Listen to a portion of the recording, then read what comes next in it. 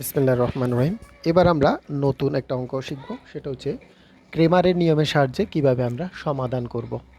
দেখো, এখানে আমাদের তিনটা সমীকরণ দেওয়া আছে, আবার তিনটা চলক দেওয়া আছে, এক্স ওয়াই জেড তিনটা চলক। এই তিনটা চলকের মান আমাদের বের করতে হবে।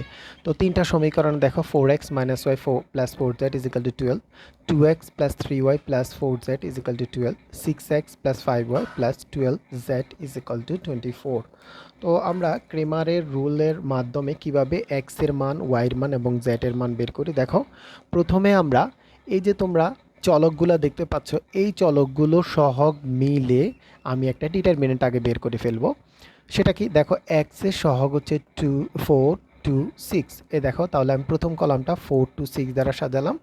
এরপরে ওয়াই সহগ হচ্ছে তোমার -1, 3, 5, দ্বিতীয় কলামটা -1, 3, 5 এবং তৃতীয় কলামটা 4, 8, 12। এই যে সহগগুলো দ্বারা একটা ডিটারমিনেন্ট আমরা সাজালাম। সাজানোর পর ওটাকে বিস্তার করে তার মানটা বের করে ফেললাম। দেখো, আমরা তো বিস্তার করে মান বের করার সিস্টেম জানি, যেমন 4-এর সাপেক্ষে করলে 4-এর এই লাইন কাটা, এই লাইন কাটা, এই চারটা থাকে, এদের মধ্যে গুণ করব। এটার সাথে 3 12 36 মাইনাস 5 40, এভাবে করে আমরা ডি এর মানটা বের করে ফেলবো। দেখো, ডি এর মানটা আমরা বের করে ফেললাম -27।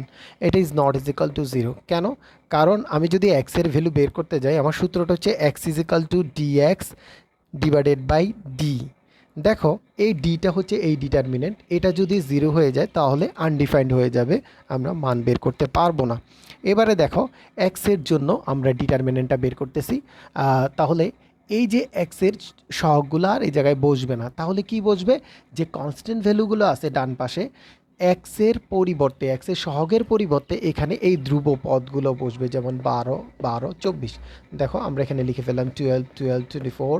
এরপরে ওয়াইয়ের সহগ হচ্ছে -1, 3, 5 এবং জেডের সহগ হচ্ছে 4, 8, 12। এখন এগুলো দিয়েও আমরা আর একটা ডিটারমিনেন্টের মান বের করে ফেললাম, সেটা হচ্ছে এক্সের জন্য। এরপরে সিমিলারলি আমরা দেখো ডিওয়াইয়ের জন্য কি করব। দেখো, এক্সের সহগগুলো লিখলাম, কিন্তু যখন আমি ওয়াইয়ের জন্য বের করতেছি তখন কিন্তু এখানে আর ওয়াই সহগগুলো বসবে না, তখন ওই যে কনস্ট্যান্ট ভ্যালু ছিল ওগুলো তার স্থানটা দখল করবে, যেমন 12, 12, 24। আর জেডের সহগটা আমরা লিখে ফেললাম। এভাবে করে আমরা আবার ডিওয়াইয়ের জন্য ডিটারমিনেন্ট বের করে ফেললাম, সেটা হচ্ছে 0। আচ্ছা, এবার আসো লাস্ট ওয়ান, সেটা হচ্ছে জেডের জন্য ডিজেড। তাহলে দেখো, এক্সের সহগ বসে গেল, ওয়াই সহগ বসে গেল। এখন জেডের জন্য আমরা কি করব? যে ডান পাশে যে কনস্ট্যান্ট ভ্যালুগুলো আছে, আমরা এই কনস্ট্যান্ট ভ্যালুগুলো বসিয়ে দেব। বসানোর পর ডিজেডের জন্য আমরা এই যে এই ডিটারমিনেন্টের মানটা পেয়ে গেলাম। ওকে, ডিএক্স ডিওয়াই ডিজেড যেহেতু পেয়ে গেলাম, সো এখন আমরা এক্সের ভ্যালুটা বের করে ফেলি। তাহলে এক্স ইজ ইকাল টু কি, ডিএক্স বাই ডি। তাহলে ডিএক্সের ভ্যালু কত পেলাম? -144। এটাকে আমরা ভাগ করব কত?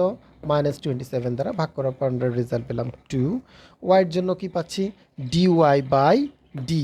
এই যে দেখো, ডিওয়াই বাই ডি, ডিওয়াইয়ের মান কত পেলাম আমরা? এটা হচ্ছে 0। ডি এর মান কত? -27, ভাগ করো, 0 চলে আসলো। জেডের জন্য তাহলে ডিজেড, তাহলে আমি এখানে লিখি নাই যদিও, যাই তোমরা লিখে নিবা, ডিজেড বাই ডি। ডিজেডের মান কত? -27 divided by -27 is equal to 1। So দেখো, আমরা এক্স, এই যে এক্স ওয়াই জেড যে তিনটা চলক রয়েছে, তিনটারই কিন্তু আলাদা আলাদা আমরা মান পেয়ে গেলাম। একটা হচ্ছে 0, 2, একটা 0, আর একটা হচ্ছে 1। সো নির্ণয় সমাধান x y z is equal to 2, 0, 1। ঠিক আছে।